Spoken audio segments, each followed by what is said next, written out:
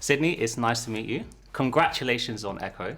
Oh, thank you. Now, Maya Lopez, she was first introduced in the Hawkeye TV series. Now, for anyone who hasn't watched Hawkeye or who doesn't know about Maya Lopez, what can they expect to see from Maya in this TV show, Echo?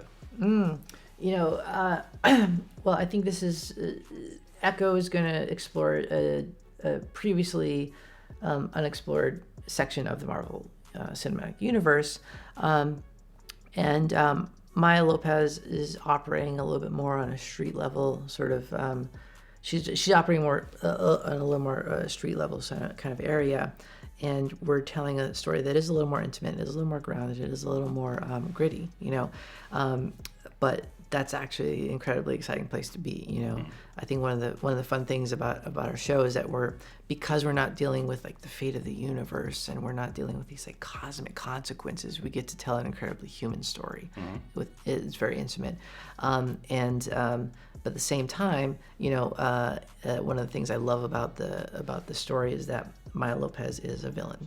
And when we come into the series, she's a villain. And so instead of trying to shy away from that or say, like, can we turn her into Captain America? Or can we, in this case, take Captain Native America? We wanted to lean into that and not shy away from that. And so, but that actually kind of dictates our tone and visual style as well, too. Because we're telling a little bit more of a human story, and because we're dealing with the criminal underworld of New York, that means that people are going to die. That means people are going to get killed. That means bones are going to break.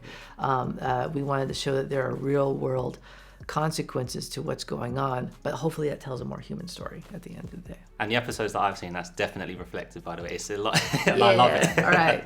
So I fall into the category of not knowing much about Maya apart from seeing her in the Hawkeye show.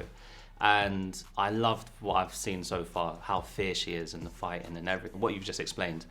So I did a bit of digging online, and her powers in the show are slightly different to what they are in the comics. Am I correct in saying that? Yeah. And what was the reason behind changing her powers in the show from the comics? Yeah, it's in terms of developing the character, right? Like, and also in the comic books, the character is Blackfeet, right? She's from the Blackfeet tribe, Montana. But she's Blackfeet in name only, right? So in that, even in like when I first got a job, I read that, before I got the job, I read her introductory storyline in Daredevil, and it's that first run of her storyline is beautifully illustrated, beautiful kind of watercolor backdrops, and they incorporate ASL like into the background, and they also incorporate a lot of Native American imagery, right?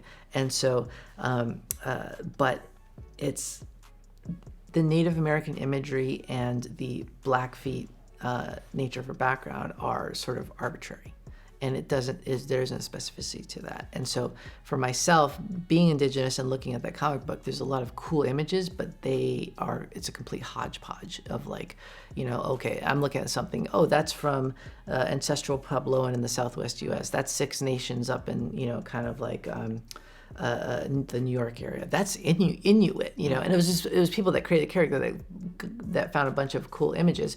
And so, and then even on the deaf side, she's like an expert lip reader. But on the what we found out in having deaf writers, deaf consultants, deaf actors is that lip reading is actually an incredibly hard thing to master. And even the best lip readers can only understand about like 30% of what's being said.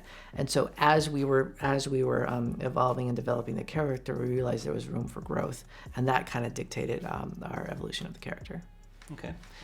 What I loved in this series is the representation of the Indigenous communities throughout the show. I love it. And, so how important was it to you to take on this project? It was an incredibly honor. It was an incredible honor, and it was incredibly exciting to be able to kind of put your fingerprints on the project. I think I became aware of this kind of the same way everyone else did. The press release and Marvel doing an Echo series. I remember, like, that's cool. Man, that would be so exciting to work on that. But like, I'm not gonna get a call. Like, I'm not gonna get a chance to do this, and I did. And I got to meet with Kevin and. And one of the things I remember talking about in the room was like, I grew up reading Marvel comic books, and I grew up going to powwows. and those two things never overlapped with each other. And what's great about the series is those two things come smashing in, and they smash and they overlap and they intersect, and again, just to have the opportunity to put a few of your fingerprints on that story was just incredibly exciting and rewarding. Now, this is under the Marvel Spotlight banner, so it's slightly different from what we are used to in the MCU, where it's more of a self-contained story. Now, with that said, do you think there's room for Maya Lopez in the extended MCU, and who would you like to see her team up with in the future? Oh man, that's a great question.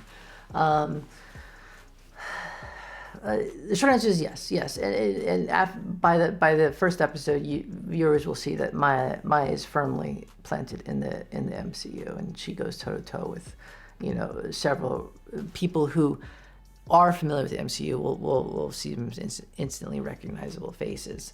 But as far as where she goes after this, I mean, I think the sky's the limit.